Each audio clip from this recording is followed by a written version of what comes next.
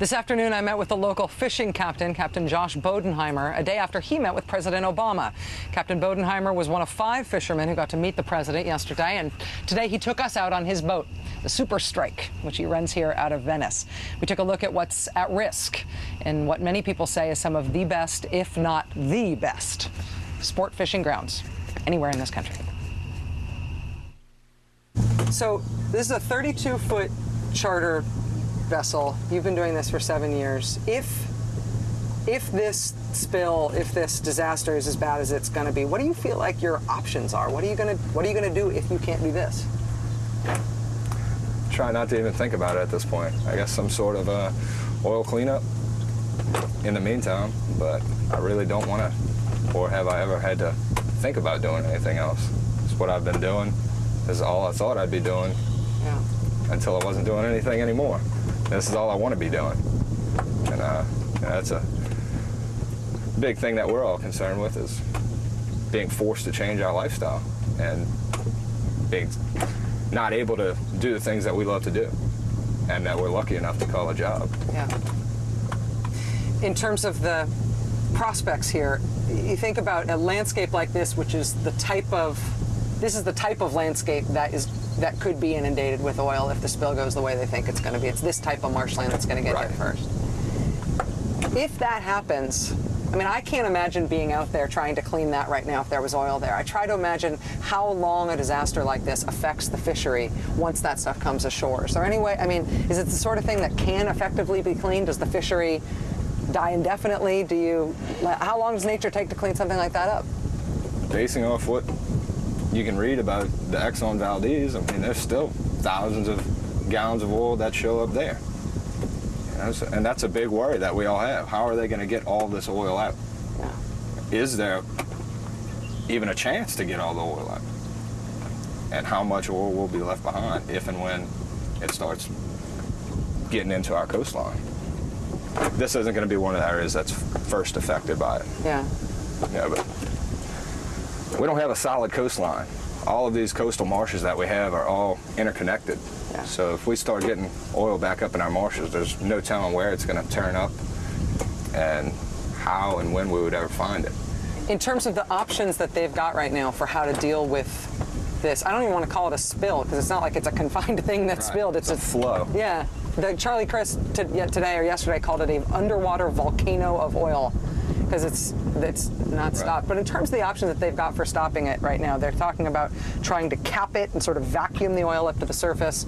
They've also talked about putting the dispersants they used to use on the surface down undersea by the source of the leak and dispersing the oil that way. Do you have any sense of what that would mean for fishing, the fishery, the overall system? I don't necessarily agree with them doing that. I mean, they said it would be the first time in U.S. history that they would try and disperse oil underneath the surface. Yeah. That just kind of gives us a sense of out of sight, out of mind, as far as what they think they're doing with the oil. What does that potentially do to our fishery?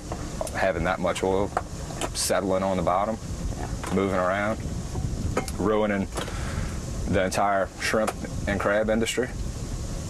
You know, they're going to have shrimp trawlers picking up trawls full of big chunks of dispersed oil that's settled on the bottom. And the big thing is, who's going to want to eat that? How are those guys going to sell their catch? It seems like just driving down here, coming down Route 23 and seeing the industry and seeing the businesses and seeing just what's painted on people's trucks in terms of where they work, it sort of feels like the oil industry giveth and the oil industry taketh away. I mean, obviously it's the spine of the economy down here. It's fishing and it's the oil industry. Right. Even literally, the oil rigs providing a habitat for the fish that you catch as a charter boat captain, but then there's this risk. What do you feel like is the balance in terms of the good and bad of the oil industry down here? I mean, what's the future for Louisiana down here with oil? This was human error that caused this. It could have been avoided. The risk shouldn't have been as high as it is due to the fact that they made the mistake. Had they not made the crucial mistake and done things differently, we wouldn't be being affected by this, and frankly, we wouldn't be having this conversation right now if BP hadn't let this happen. When you when President Obama was here this weekend and you got to meet with him, what did you, I don't know if you want to let me in on your president fishing captain privilege, but what advice did you give him, or what did you tell him about what you're facing down here? I more or less just listened. Two other guys raised questions to him that pretty much covered our main concerns, and that was capping the well, the overall health of our entire ecosystem, as far as what we're going to do once the oil stopped and the entire cleaning process. And then another thing was, one of the other guys asked, was about us being reimbursed for the business that we're losing. Yeah. And President Obama expressed that he's going to try and make that as fast and as easy as possible for that cash flow to be moving. And he said that that was a really important aspect of it, which it is, because we're losing trips day after day. And on top of that, people aren't calling to book trips like they would be if the phone wasn't, I mean, if we weren't dealing with this spill, the phone would be ringing off the hook. Yeah. As far as I understand it, after the Exxon Valdez, in order to come to an agreement where it'd be the oil company's responsibility for the cleanup, but something like that happened, they capped how much the oil companies are liable to pay out to people like you, to people whose livelihoods are destroyed by a spill like that. And they capped it pretty low. They capped it at $75 million. That's one of the things that they're thinking about trying to change now, de facto, in a panic sort of way. Right. They would have to. I mean, there's more than $75 million at stake with the amount of people that are going to be directly impacted by this. Yeah. Yeah. Or a $6 billion a year seafood industry down here. Do you think they should stop with the deep water drilling until they've got their safety stuff better under control? Wouldn't necessarily say all of it has to stop, because there are platforms that have been in production out there for years that haven't had issues like that. But I would say that maybe they don't need to expand on other projects until other safety concerns and risks can be assessed. Yeah.